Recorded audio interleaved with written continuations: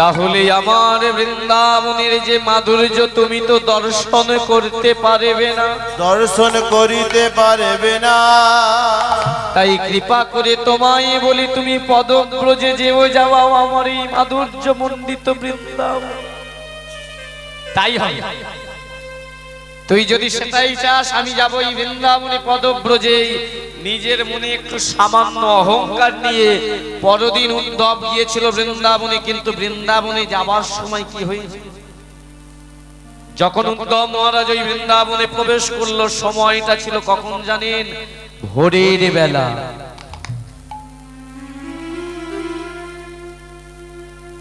ভোরের বেলা উদ্ধব মহারাজ ওই বৃন্দাবনে পদব্রজে যেতে যেতে প্রথম এলেন কোথায় জানেন? ওই যমুনা নদীর তীরে ভগবান উদ্ধবকে পাঠিয়েছিল। আসতে মা হরিবল, মন দিন একটু প্রত্যেক। ভালো আপনারা বাসেন, আর ভগবানকে ব্রজবাসীর ভালোবাসা কেমন দেখতে। ভোরের বেলায় সে উদ্ধব দাঁড়িয়েছে ওই যমুনার তীরে। প্রথম কি দৃশ্য দেখলো জানেন? একদল রাখাল বালক কাদা মাটি তুলে নিয়ে এসেছে, আর কাদা মাটি তুলে নিয়ে এসে একটা ওই তাদের কৃষ্ণের মতো মাটির মূর্তি বানিয়েছে তীরে,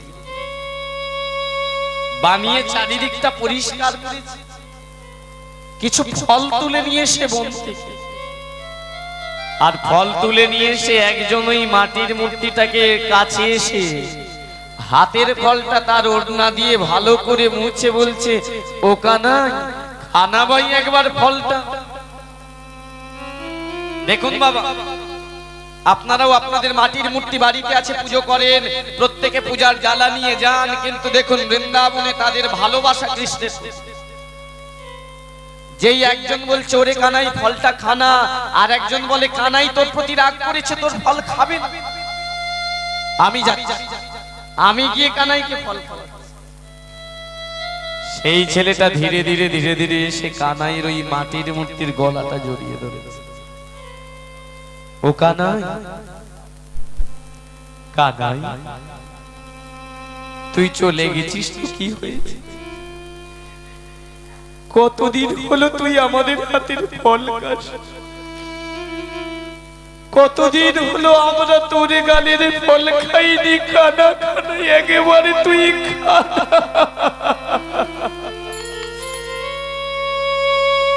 তুই রাগ করেছিস ভাই, একেবারে খানা কানাই এই ফল খা।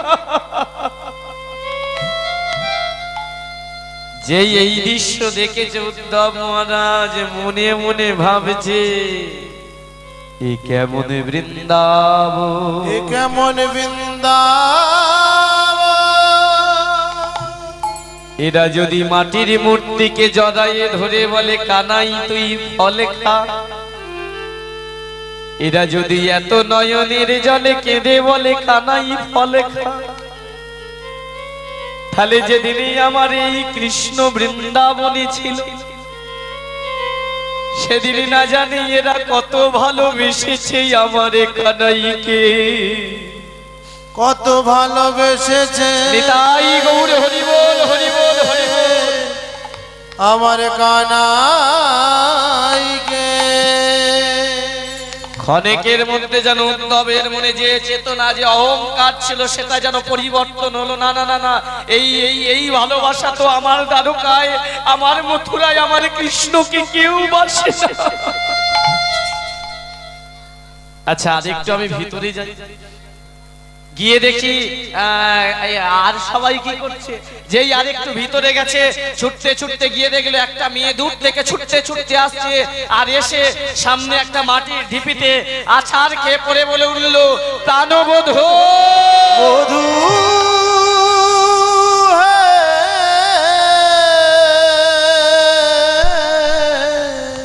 কেউ এমন করে আছাড় খেয়ে পড়ে বলছে, প্রাণবধূ এই যে তোমায় বলছি, কে গো এই মেয়েটি যে এমন করে আছাড় খেয়ে পড়লো? ওকে চেনো না তুমি? ও কে তুমি জানো না? ও যে আমাদের বৃন্দাবনে আমাদের সবার প্রিয় রাধারানী, ওটাই রাধারানী। ও যদি রাধারানী হবে তাহলে ওর রূপটা এমন কেন? যে রাধার নাকি রূপ ছিল সূর্যের জ্যোতির মতো, যে নাকি রাজার মেয়ে, তার অঙ্গে এমন কালো বর্ণ কেন, সে এরকম ভিখারিনীর কেন? শোনো শোনো, ওকে আর ভিখারিনী অন্য কেউ করেনি, আমাদের কানাই যে ওকে ভিখারিনী করে দিয়েছে। তুমি কে জানি না, তবে তোমায় বলি শোনো, যেদিন থেকে আমাদের কানাই আমাকে ছেড়ে চলে গেছে, সেদিন থেকে এই মেয়েটি কি জানো করে? এই বৃন্দাবনের রাস্তাঘাটে শুয়ে পড়ে, ধুলোগুলো বুকের মাঝে নিয়ে বলে, এটাই আমার প্রাণবধূর চরণের ধুলি আছে। গাছকে জড়াই ধরে বলে, এখানে আমার প্রাণবধূর স্পর্শ আছে। কখনো বা আবার এই মাটিটাকে জড়াই ধরে বলে, এখানে আমার প্রাণবধূর স্পর্শ আছে। আর সেই জন্যই তো আমার রাধারানীর এমন অবস্থা। উদ্ধব দেখে অবাক হলো না, এও আবার কেমন ভালোবাসে? তাহলে এরা যদি না পেয়ে 30 বছর পরে এত ভালোবাসতে পারে, যাদের ঘরে কৃষ্ণ মানুষ হলো তারা কত ভালোবাসতে পারে? তাহলে একবার আমি ওই বাড়িটাই যাই, যে বাড়িতে কৃষ্ণ মানুষ, কিন্তু জানি না তো আমি। এই যে বলতে পারো নন্দ মহারাজের বাড়ি কোনটা, আমি একবার যাব। যেই না বলেছে নন্দ মহারাজের বাড়ি কোথা, সেই ব্রজ গোপীটা বলে উঠল, নন্দ মহারাজের বাড়ি জানো না? ওর বাড়ি যাবো এই সব। বলে কিভাবে? এই যে দেখতে পাচ্ছ জলধারা, এই জলটা ধরতে ধরতে তুমি যাও, যেখানে গিয়ে দেখবে জলধারাটা শেষ হয়েছে, সেখানেই আমাদের ওই নন্দ মহারাজের বাড়ি। যেই না এই কথা বলেছে, ওই উদ্ধব মহারাজ জলধারা ধরতে ধরতে চলেছে, আর যেতে যেতে দেখলো সামনে একটা রাজপ্রাসাদ, আর সেই রাজপ্রাসাদের ভিতর থেকে কে যেন গাইছে, আর ওই উদ্ধবের কানে আসছে, ফিরে আয় গোপাল রে,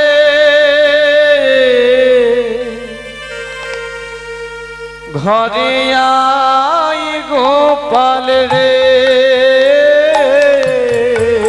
ফিরে আয় গোপাল রে,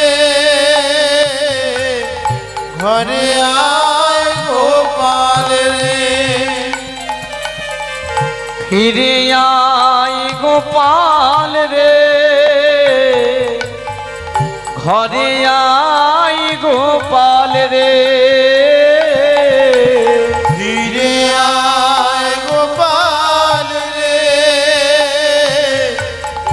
ঘরে আয় গোপাল রে, তুই ছাড়া বৃন্দাবনে কে আর বাজাবে বাঁশি রে,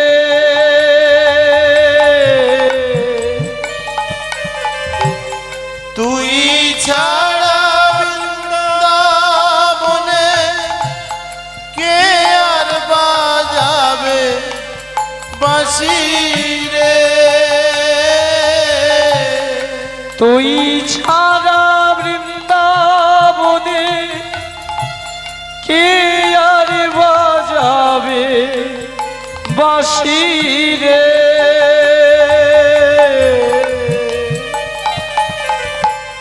তুই ছাড়া বৃন্দাবনে একবার ফিরে আর বাজাবে একবার বাবুলে যা,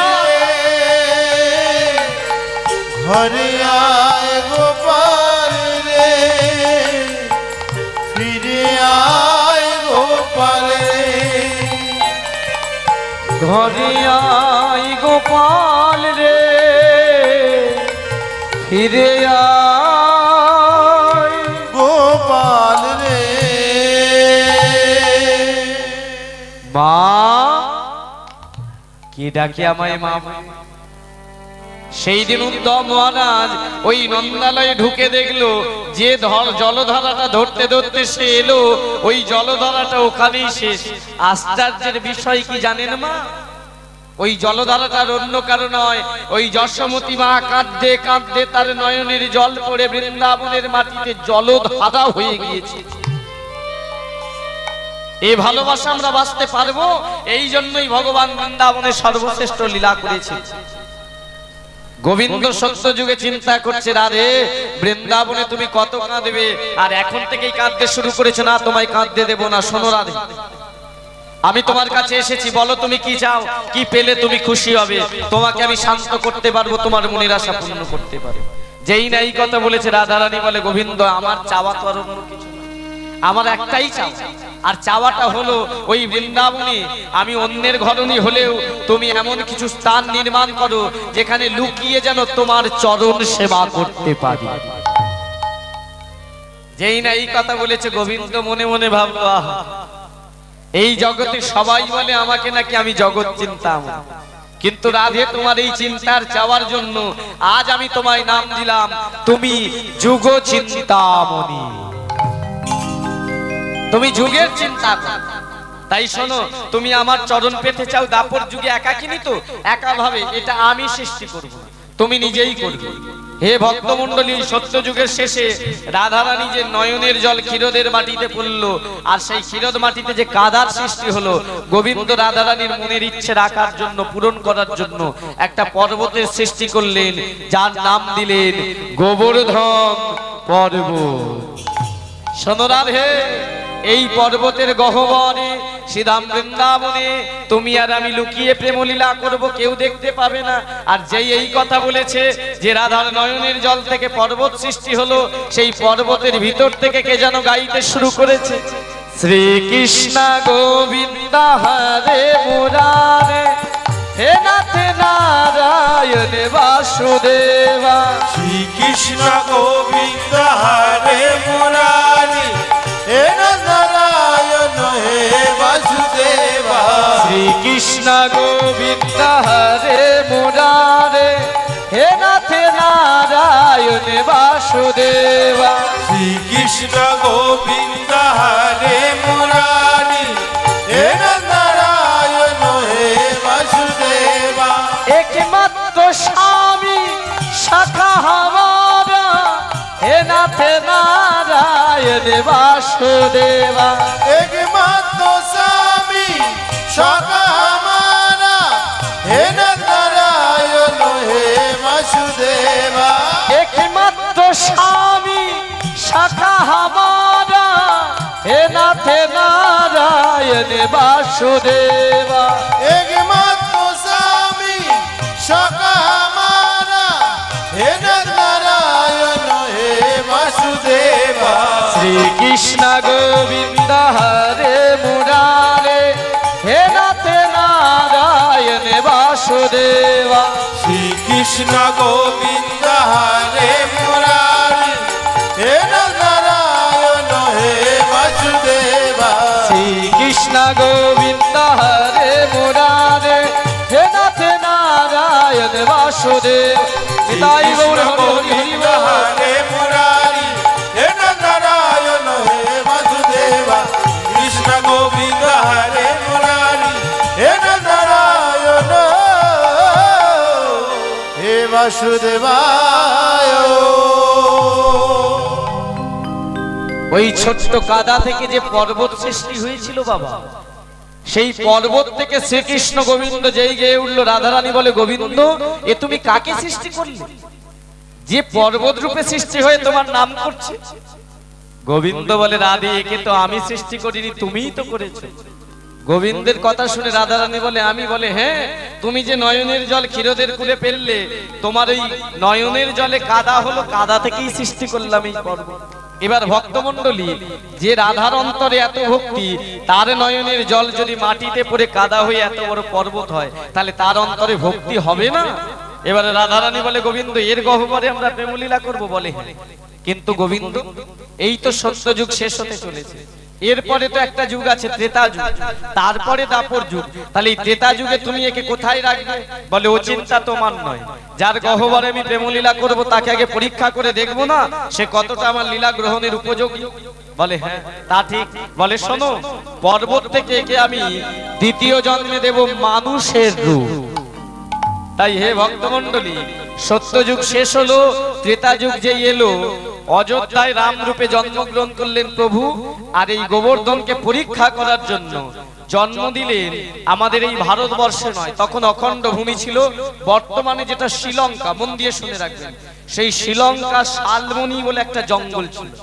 আর ওই শালবনির জঙ্গলে এক মুনি থাকতো যার নাম দ্রোমগিরি। সেই তার পুত্র রূপে জন্ম দিলেন। বৈষ্ণব কবি কলম দিলেন যে ভক্তকে পরীক্ষা করার জন্য ভগবান কি করে দেখুন। দ্রোমগিরি পুত্র সেজে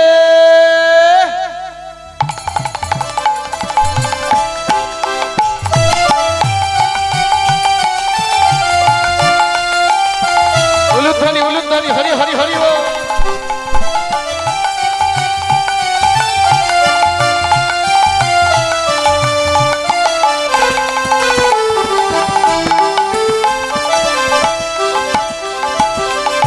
ও তার নামে গোবর্ধন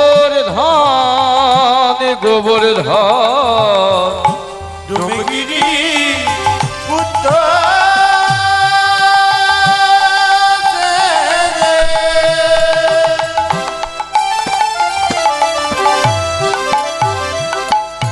ও তার নাম গোবর্ধন গোবর্ধন জপে তপে সাধনা করে কৃষ্ণেরই চরণ। জপে তপে সাধনা করে কৃষ্ণেরই চরণ। ও সে জপে তপে আর সাধনা করে কৃষ্ণেরই চরণ। জপে তপে সাধনা করে কৃষ্ণেরই চরণ। হরি বল হরি বল হরি বল। হে ভক্তমণ্ডলী, মা বাবা যারা কীর্তন শুনছেন, যারা কীর্তন অনুরাগী, আপনাদের বলি, এই যে পদ দিয়ে আস্বাদন করছেন, এই পদের মধ্যে কি লিখলো না, দ্রোমগিরির পুত্র সে যে নাম গোবর্ধন, জপে তপে সাধনা করে কৃষ্ণের চরণ। তাহলে প্রশ্ন হলো এখানে, যাকে ভগবান ত্রেতা যুগে জন্ম দিলেন, যে ত্রেতা যুগে তিনি রাম রূপে জন্মগ্রহণ করেছিলেন, এই ত্রেতা যুগে কি কৃষ্ণ নাম ছিল বাবা? রাম নাম ছিল? তাহলে বৈষ্ণব কবি কি ভুল লিখলেন যে জপে তপে সাধনা করে কৃষ্ণের চরণ? বৈষ্ণব কবি ভুল লিখতে পারেন না বাবা, এটাই মন দিয়ে শুনতে হয়। তিনি কৃষ্ণ নাম তাহলে পেল কোথা থেকে? বৈষ্ণব কবি বলল, এই গোবর্ধন সত্য যুগে যখন সৃষ্টি হয়েছিল, ভগবান শ্রীকৃষ্ণের রূপ দর্শন করেছিল পর্বত রূপে। সেই জন্য সেই চেতনাকে নিয়ে এই ত্রেতা যুগে জন্মগ্রহণ করে ওই শালবনির জঙ্গলে সে আর ভাবেনি যে রাম রূপে প্রভু এসেছে। তাই শালবনির জঙ্গলে বসে কি করে জানেন? সদাই সদাই কৃষ্ণ কৃষ্ণ কৃষ্ণ ভজে, সদাই কৃষ্ণ কৃষ্ণ কৃষ্ণ ভজে। সদাই কৃষ্ণ কৃষ্ণ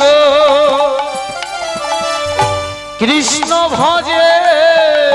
সদাই কৃষ্ণ কৃষ্ণ কৃষ্ণ ভজে। ও সে জপে তপে আর সাধনা করে। সদাই কৃষ্ণ কৃষ্ণ কৃষ্ণ ভজে।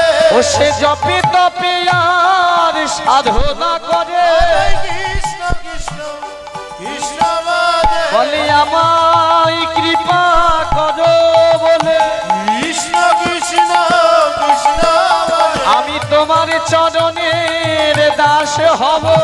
কৃষ্ণ কৃষ্ণ কৃষ্ণ ভজে। বলে তুমি আমার জীবন মরণ।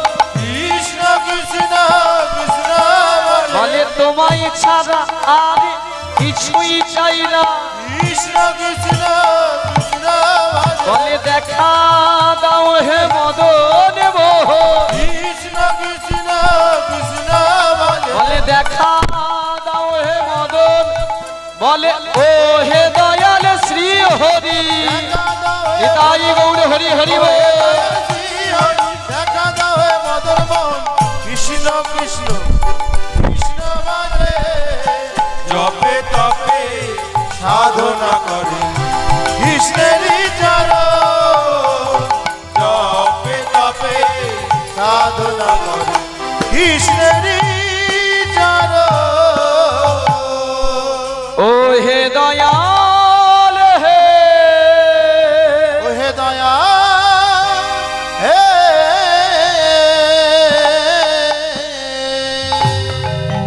তাহলে মা যে সত্য যুগে রাধারানীর নয়নের জল থেকে সৃষ্টি হলো, সেই ত্রেতা যুগে জন্মগ্রহণ করলো কোথায়? শালবনির জঙ্গলে দমগিরির পুত্র রূপে, নাম হলো তার গোবর্ধন। কিন্তু প্রশ্ন এখানে একটা আমার, এই যে আপনাদের মেলা প্রাঙ্গণ, সকলের উদ্দেশ্যে কথা বলছি, এই মেলা প্রাঙ্গণে কীর্তন বাসরের প্রথমে যত ভক্ত ছিল এখন সব ভক্ত আছে? নেই, অনেকে বাড়ি চলে গেছে। এই যে যাওয়ার উদ্দেশ্যটা কি? আমরা এই জগতে একটা কথা বলি না, আমরা গ্রন্থ পড়তে পড়তে যারা বৈষ্ণব বা যারা ভক্তযুক্ত লোক, তারা বলে যারা ভক্ত তাদের হৃদয়ে ভক্তি আছে, তাহলে আমাদের কেন নেই? গত পরশুদিন যেখানে কীর্তন করলাম, সেখানে এক বাবা প্রশ্ন করেছিল, বাবা তাহলে যাদের জীবনী আমরা পড়ি বা কীর্তনে শুনি তাদের হৃদয়ে এত ভক্তি, আমাদের বাড়ির ছেলেগুলোর কেন হৃদয়ে ভক্তি হয়? তারা কেন কীর্তন করে না মনে? আমি শুধু একটা কথা বলেছিলাম, বাবা যে যেমন কর্ম করে সে তেমন ফল পায়। এই যে এখানে বসে গল্প করছেন, এরও একটা ফল আছে। এখানে বসে যারা কীর্তন শুনছেন তারও একটা ফল আছে। আবার যারা এখান থেকে উঠে চলে গেল তাদেরও একটা ফল আছে। এই জগতে মানুষের পছন্দের ভ্যারাইটিস আছে। কেউ কান্নাটাকে পছন্দ করে, কেউ আবার এই কীর্তন বাসরে আবিজাবি কথাটাকে পছন্দ করে। কিন্তু অরিজিনালি কীর্তন যেটা, সেটা মানুষের বোধগম্য বা শোনার দৃষ্টি আকর্ষণ হয় না। কেন? কর্ম আপনি যেমন করবেন তেমন ফল পাবেন। একটা ছোট্ট গল্প বলি আপনাদের সামনে এই সময় পরিবেশন। গল্পটা এটাই, একটা রাজ্যে একটা রাজা ছিল, জানেন? তার রাজার মনে হঠাৎ করে প্রশ্ন জাগলো যে এই একই দিনে আমি যেদিন জন্মগ্রহণ করেছি আরো অনেকে তো জন্মেছে, কিন্তু আমি একা রাজা হলাম, তারা কেন রাজা হলো না? খুব শিক্ষণীয় গল্প, মন দিয়ে শুনবেন। যারা চলে গেছেন যদি মাইকে শুনতে পান, যারা বসে আছেন তাদের জন্য বলি। রাজার মনে প্রশ্নটা জাগে যে যেদিন আমি জন্মগ্রহণ করেছি আরো সবাই করেছে, আমি কেন একা রাজা হলাম, সবাই কেন হলো না? এই প্রশ্নটা নিয়ে সে রাত্রিবেলা রানীর কাছে নিবেদন করলো, রানী আমার মনে একটা প্রশ্ন জেগেছে। কি প্রশ্ন? না যেদিন আমি জন্মগ্রহণ করেছি আরো তো সবাই জন্মগ্রহণ করলো, তাহলে আমি একা কেন রাজা হলাম, তারা কেন হলো? রানী বলে, শোনো রাজা মশাই, তোমার এই প্রশ্নের উত্তর আমি দিতে পারবো।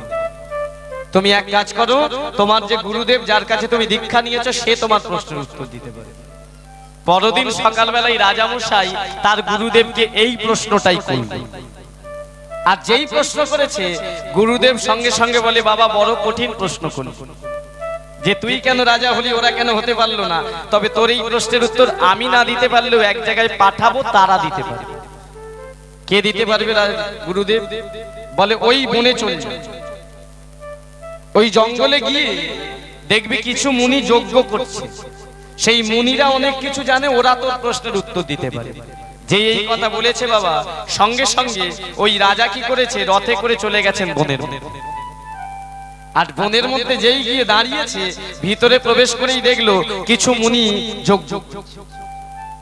প্রথমেই যে মুনিটার কাছে গিয়ে রাজামশাই দাঁড়ালেন, দেখলেন রাজামশাইয়ের সামনে ওই মুনিটা যজ্ঞ করছে, কিন্তু যজ্ঞটা এমন ভাবে করছে ওই যজ্ঞের আগুনটা নিজে খাচ্ছে। কি খাচ্ছে বাবা? যজ্ঞের আগুন। রাজামশাই প্রণাম জানালেন, হে মুনিবর, আপনার কাছে আমার একটা প্রশ্ন। কি প্রশ্ন? আপনি কে? আমি ওই রাজ্যের রাজা। প্রশ্নটা কি? না আমি যেদিন জন্মগ্রহণ করেছি আরো সবাই তো একই দিনে অনেকের জন্ম হয়, তাহলে তারা রাজা হলো না, আমি কেন হলো? তখন ওই আগুন খাওয়া মুনিটা বলে উঠল, শোনো, তোমার এই প্রশ্নের উত্তর আমি দিতে পারবো না, ওই একজন মুনি বসে আছে, ওর কাছে। রাজামশাই দ্বিতীয় মুনির কাছে গেছে। দ্বিতীয় মুনির কাছে গিয়ে দেখে সেও যজ্ঞ করছে, কিন্তু আগের জন আগুন খাচ্ছিল আর এ খাচ্ছে যজ্ঞের মাটি। কি খাচ্ছে? যজ্ঞের মাটি। মুনিবর, আপনার কাছে আমার প্রশ্ন, আপনি অন্তত উত্তরটা দিন। আমার যে প্রশ্ন মনে। কি প্রশ্ন? না যেদিন আমি জন্মগ্রহণ করেছি আরো সবাই করেছে, আমি কেন একা রাজা হলাম, ওরা কেন হতে পারল? তখন সেই দ্বিতীয় মুনি বলে, শোনো, তোমার এই প্রশ্নের উত্তর আমি দিতে পারবো না, তবে হ্যাঁ এমন একজনের কাছে পাঠাবো, খুব মন দিয়ে শুনবেন, সে তোমার প্রশ্নের উত্তর দেবে। কার কাছে? না ওই দেশে চলে যাও, ওই গ্রামটাতে দেখবে একজন গাছের গোড়ায় মরতে বসেছে, মরণাপন্ন ব্যক্তি, সে তোমার প্রশ্নের উত্তর দিয়ে দেবে। যেই না এই কথা বলেছে, রাজামশাই হাঁটতে হাঁটতে হাঁটতে ওই গ্রামের মধ্যে গেছে, আর গ্রামের মধ্যে গিয়ে দেখলো গাছতলায় একটা ব্যক্তি শুয়ে আছে, কিছুক্ষণ পরে হয়তো মারা যাবে। তার চরণ তলে এসেছে, রাজামশাই করজোরে বললেন, হে মানব, আমার মনে একটা প্রশ্ন, এই প্রশ্ন একমাত্র আপনি উত্তর দিতে পারেন। ওই মুনিরা বলেছে, কি প্রশ্ন তোমার? না, আমার মনের প্রশ্ন এটাই, যেদিন আমি জন্মেছি আরো সবাই জন্মগ্রহণ করলো, আমি কেন একা রাজা হলাম? তখন ওই মৃতপ্রায় মানুষটা বলে, শোনো, তোমার এই প্রশ্নের উত্তর আমিই দেব। বসো আমার পাশে বসো, আমি তোমার উত্তরটা দেব। রাজামশাইকে পাশে বসিয়ে ওই মৃতপ্রায় ব্যক্তিটি বলছে, শোনো, একটা ছোট্ট গল্প বলি তোমার। একটা বনের মধ্যে 4 ভাইয়ে যজ্ঞ করছিল। যজ্ঞ শেষ হতে 4 ভাইয়ে 4টে আসন বিছিয়ে দূরে দূরে খেতে বসেছে। আর এমতো সময় একটা ক্ষুধার্ত ভিখারি ছুটতে ছুটতেই বনের মধ্যে প্রবেশ করেছে। আর প্রবেশ করে যেই দেখলো 4 ভাইয়ে 4 স্থানে খাচ্ছে, বড় ভাইয়ের কাছে ভিখারিটা গিয়ে বলে উঠল, আপনি একটু আপনার খাবার আমাকে দিন, আমার বড় ক্ষুধা লেগেছে। যেই না এই কথা বলেছে, সঙ্গে সঙ্গেই বড় ভাইটা বলে উঠল, তোমাকে যদি আমি আমার খাবারটা দিয়ে দিই, আমি কি এই যজ্ঞের আগুন খেয়ে বাঁচবো? দূর হয়ে যাও। ভিখারিটাকে তাড়িয়ে দিয়েছে। ভিখারিটা তখন দেখলো আরো 3টে ভাই আছে, তাহলে মেজো ভাইয়ের কাছে যাই। মেজো ভাইয়ের কাছে গিয়ে করজোরে বললো, আপনি একটু খাবার দিন। মেজো ভাইটা বলে, বর্দা আগুন খাবে, আর আমি তোমাকে আমার খাবারটা দিয়ে কি যজ্ঞের